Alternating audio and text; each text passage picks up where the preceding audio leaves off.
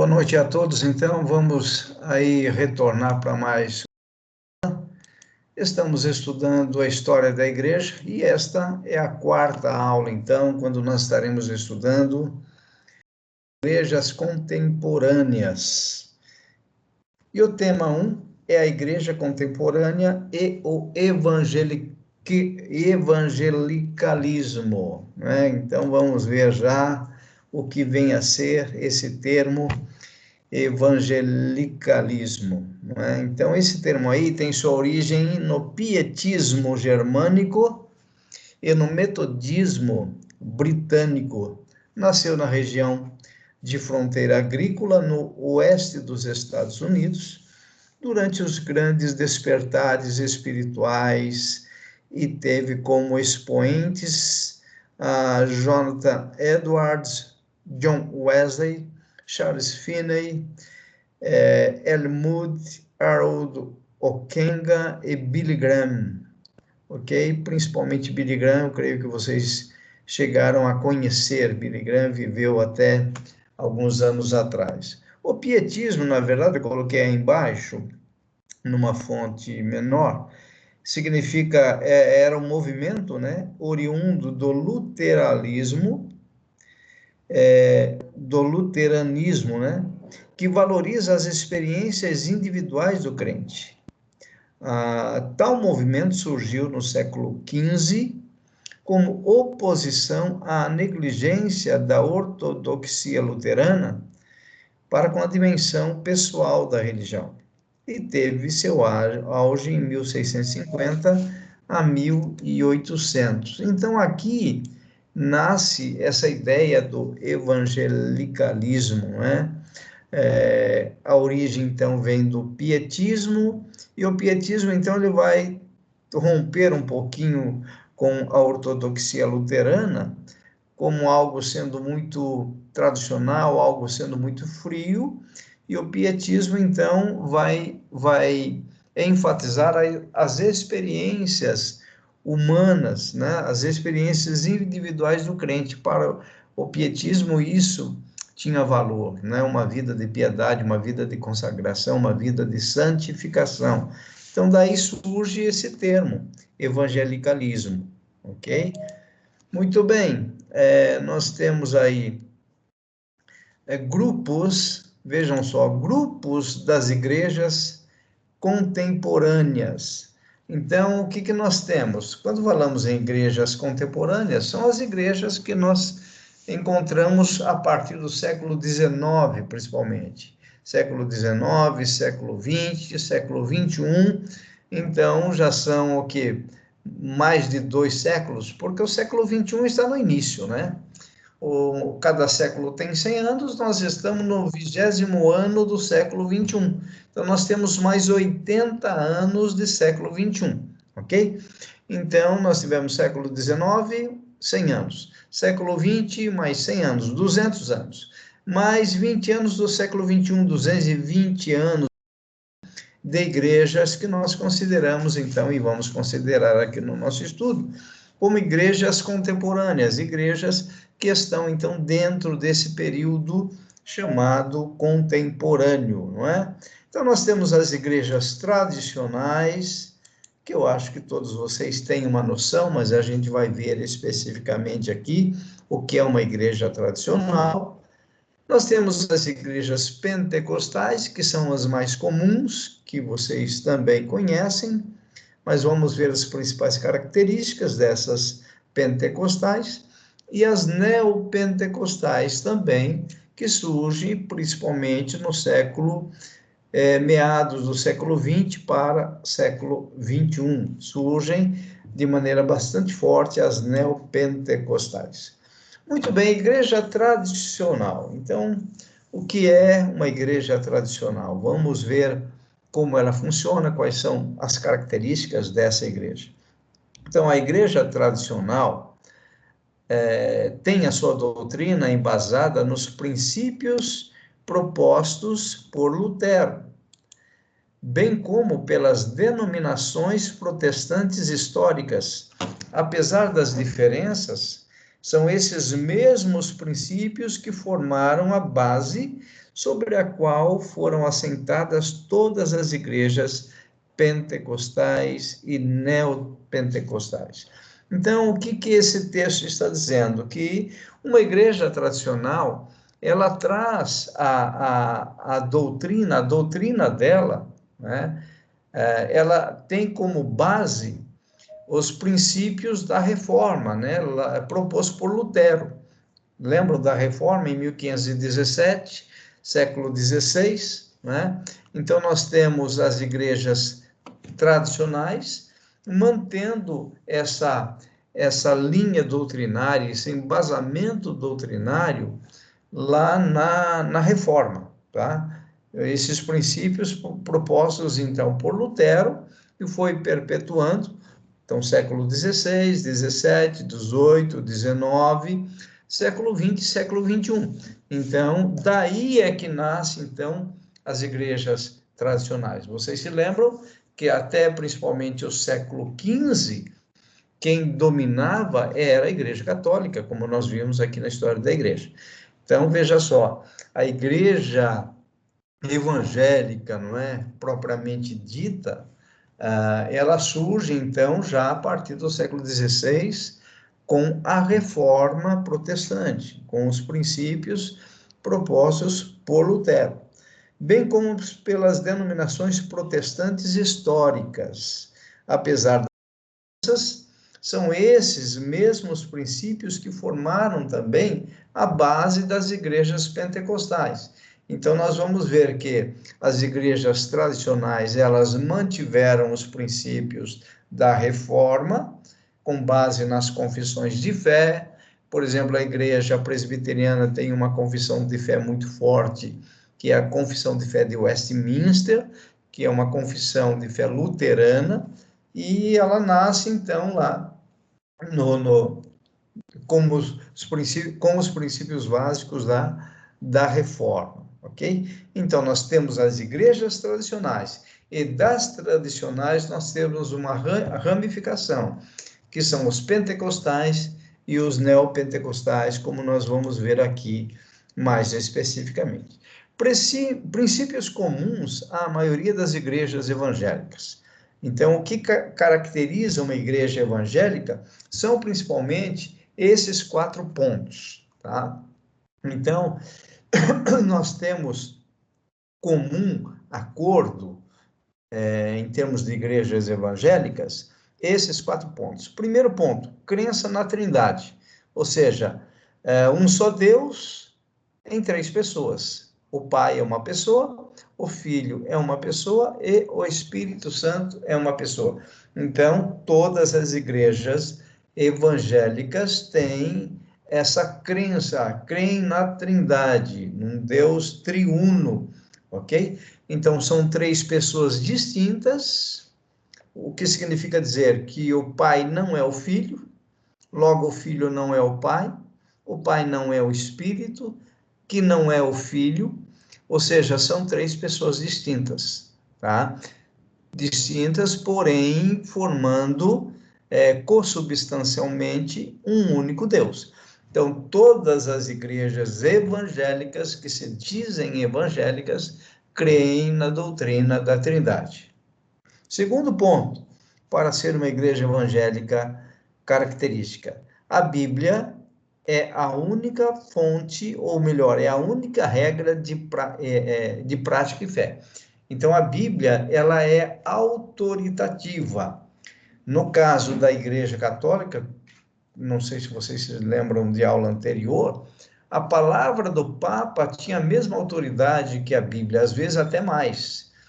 Nas igrejas evangélicas, não aceita-se Papa, o que aceita-se é a Bíblia que interpreta a própria Bíblia, que é o princípio fundamental da hermenêutica, e a Bíblia é a única e a exclusiva fonte de conhecimento a respeito de Deus. Então, ela é regra de prática e fé. Então, esse item 2 também caracteriza uma igreja evangélica, uma igreja que não crê na Bíblia como autoridade, ou uma igreja que queira alterar a palavra de Deus, trazendo,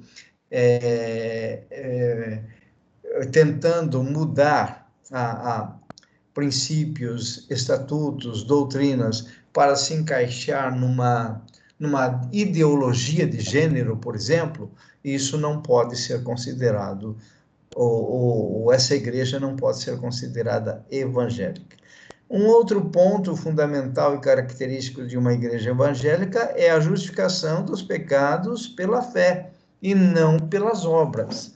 Então, todas as igrejas evangélicas creem e deveriam crer, né? Os seus membros deveriam saber muito bem a doutrina da justificação, tendo então a justificação como sendo um ato divino que ocorreu no passado, mediante Cristo Jesus, e através da justificação, Deus nos justifica, Deus nos liberta da culpa do pecado.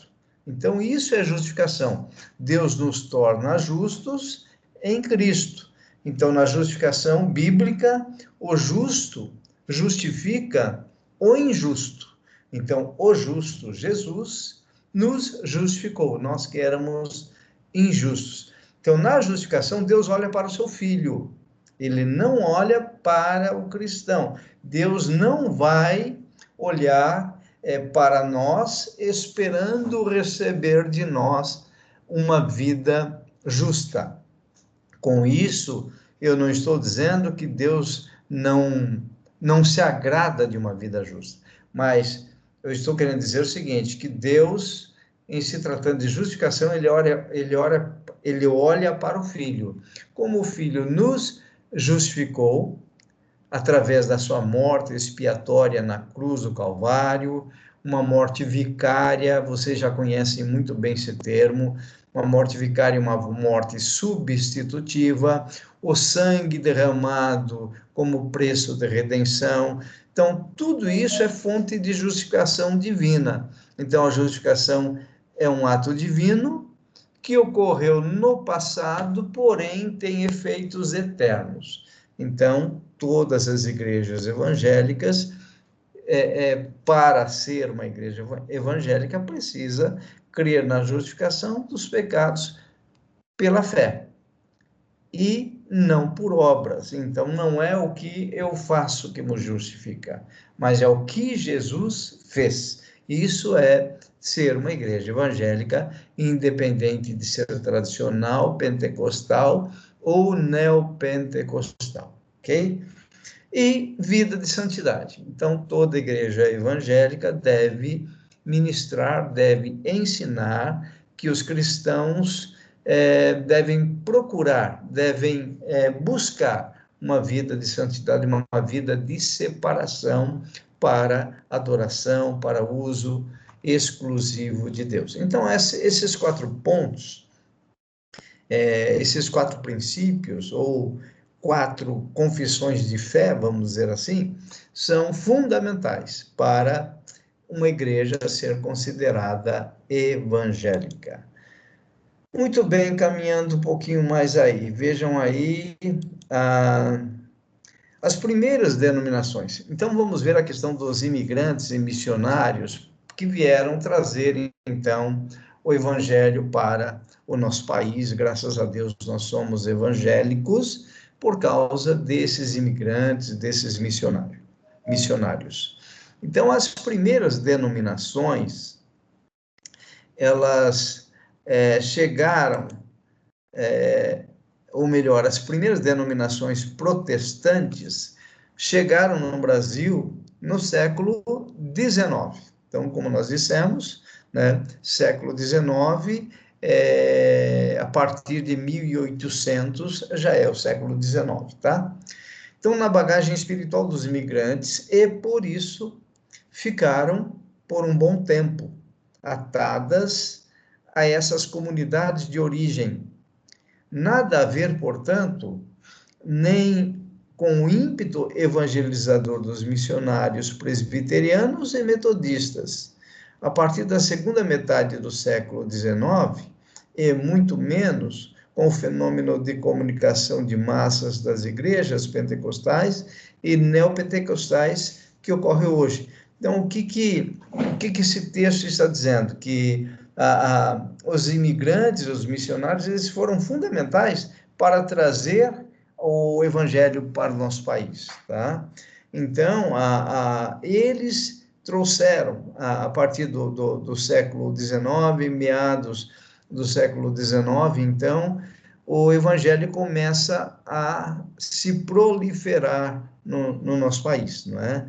Então, eles é que vieram com esse intuito de nos evangelizar e conseguiram fazer um bom trabalho. Então, se nós considerarmos meados do século XIX, nós temos no máximo 190, 180, 190 anos de evangelho no nosso país. Então, é por isso que ainda o número de evangélicos no Brasil é pequeno. Então, nós consideramos, no último censo, nós acusou em torno de 20 a 23% de evangélicos. Considerando uma população brasileira de 200 milhões, vai dar o quê? Se nós considerarmos 25, vamos pensar, 25% de evangélicos, 25% de 200 mil, são o quê? 50 milhões de evangélicos.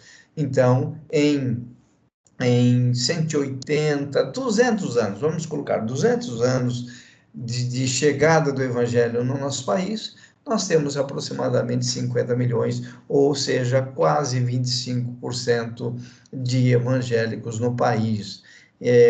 Significa que nós crescemos, tivemos um resultado razoável, porém nós podemos crescer muito mais. Ok, vejam lá. Foi trazida para o Brasil, agora vamos falar sobre as igrejas, tá? A igreja luterana, vamos começar com a igreja luterana. Foi trazida para o Brasil pelos imigrantes alemães, no século XIX também, vejam aí. A igreja luterana mais antiga fica em Porto Alegre, no Rio Grande do Sul.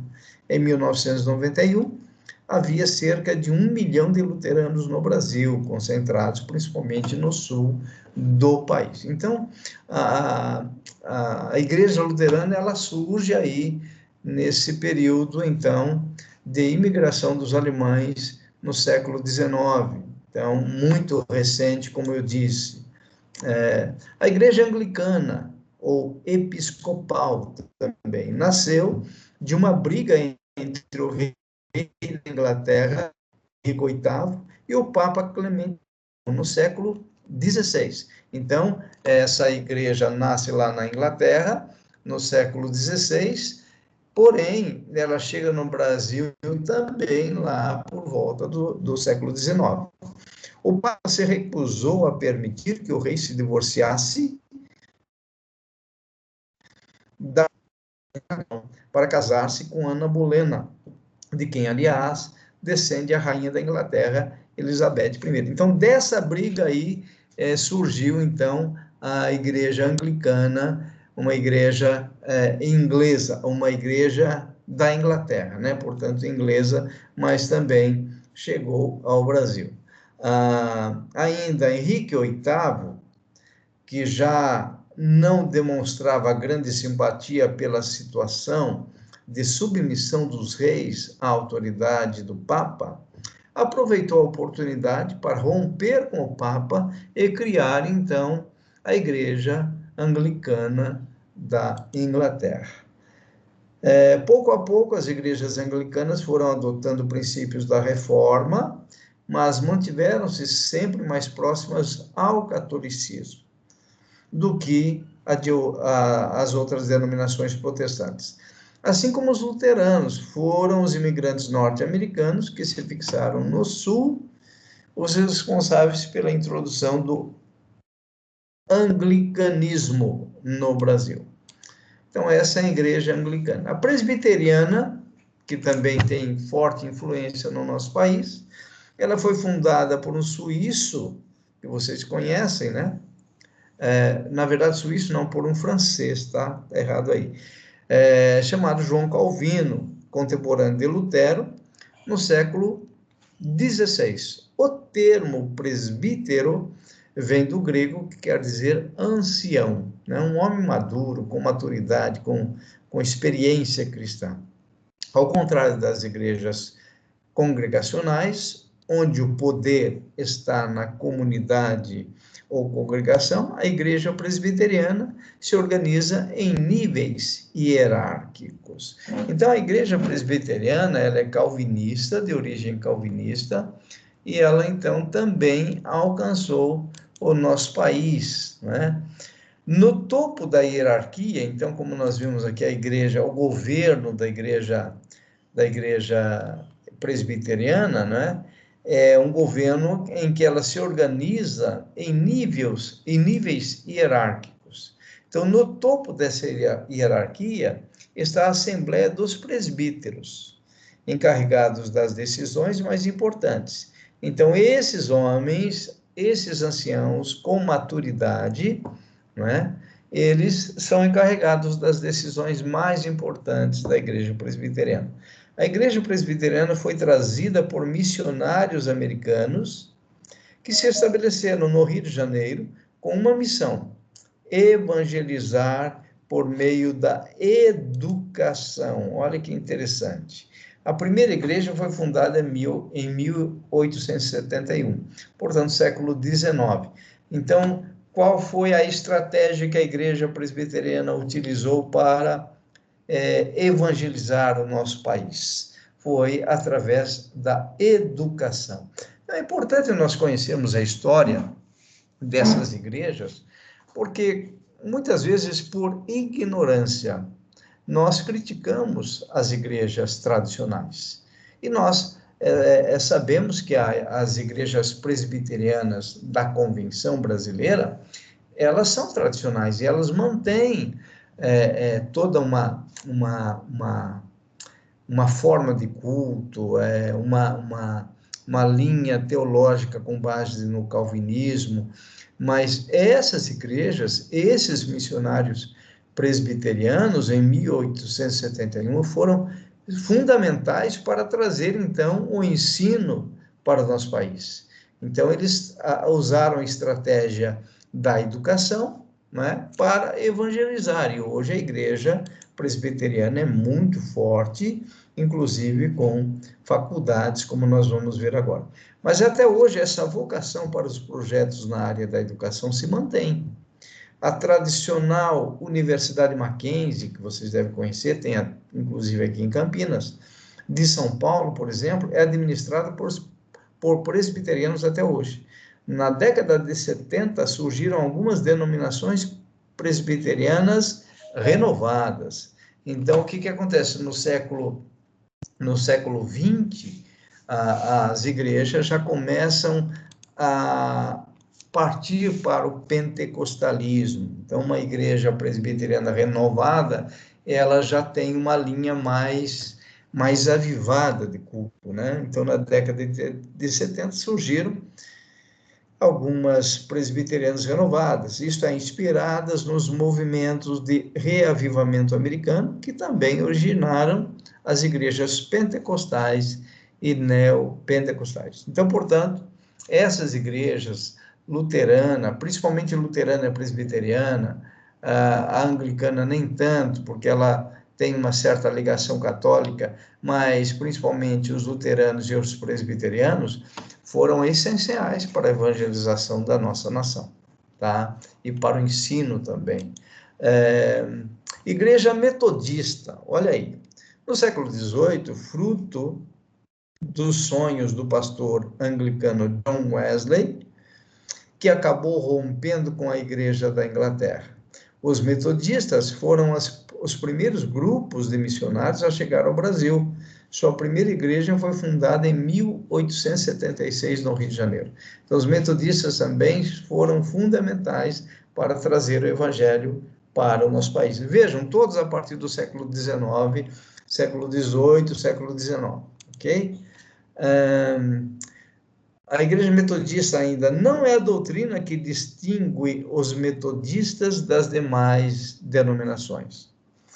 É a ênfase na santificação. Então, os metodistas, eles enfatizam santificação, enquanto a Assembleia de Deus, que é pentecostal, enfatiza os dons espirituais, principalmente o falar em línguas, a Igreja Metodista, ela enfatiza a santificação. Portanto, uma igreja com princípios doutrinários maravilhosos. Os homens, segundo a visão dos metodistas, tá?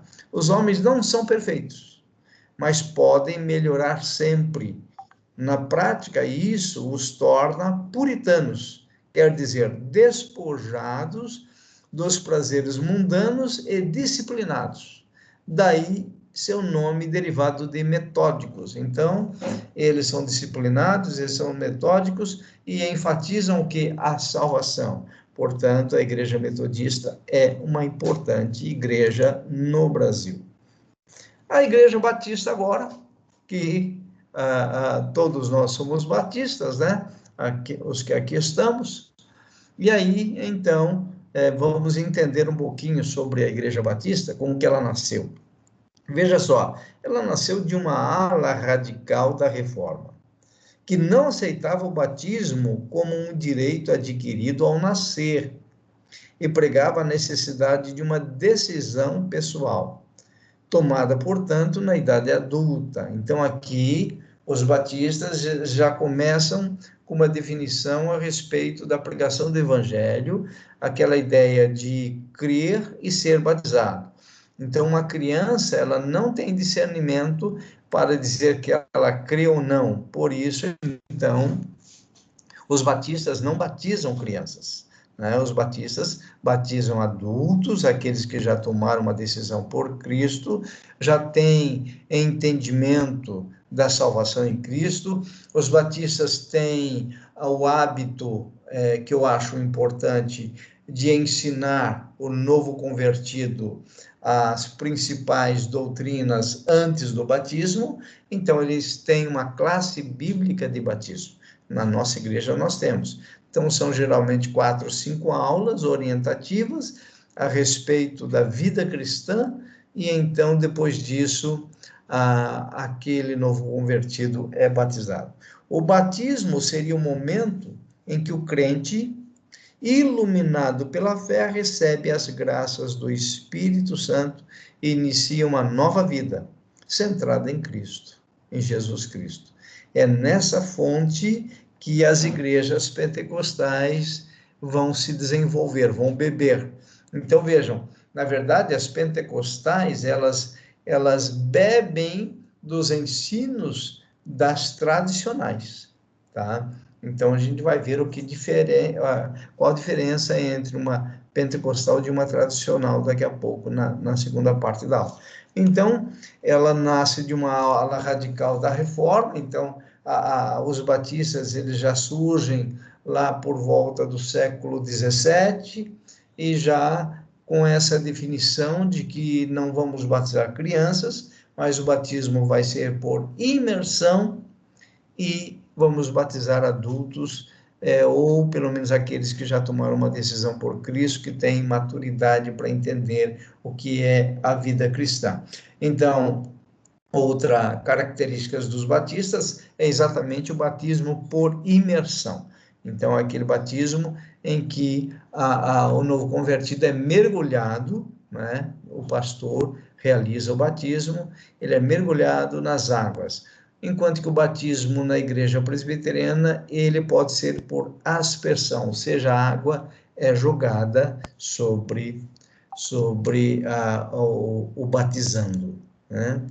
As primeiras comunidades batistas nasceram na Holanda, graças a um outro pastor anglicano chamado John Smith.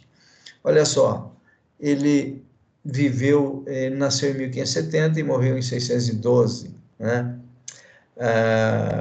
Então, esse pastor viveu poucos anos, mas ele foi muito importante para introduzir os batistas, então, já lá na Holanda, então, entre o século XVI, que é 1570, e o século XVII, que é 1612. Difundiram-se, então os batistas, eles vão expandir, eles vão se difundir pelos Estados Unidos, e marcaram seus cultos e cantos na cultura americana. Então, quando a gente vê uma igreja americana, uma igreja evangélica americana, ela tem toda aquela característica de cânticos, corais estabelecidos, música, muito louvor. Então, é uma característica que nasceu com John Smith. Então, isso avança para os Estados Unidos e eles evangelizam os Estados Unidos e as grandes igrejas batistas estão, então, nos Estados Unidos, com essas características todas que você vê. E nós herdamos deles, é por isso que os nossos cultos também têm corais, têm todas essas características, como as características dos batistas americanos. Após esse período, missionários batistas vieram para o Brasil e fundaram em Salvador a primeira igreja batista brasileira. Olha só que interessante, ela nasce em Salvador. A primeira igreja batista nasceu de um grupo de refugiados ingleses que foram para a Holanda em busca de liberdade religiosa em 1608, tá?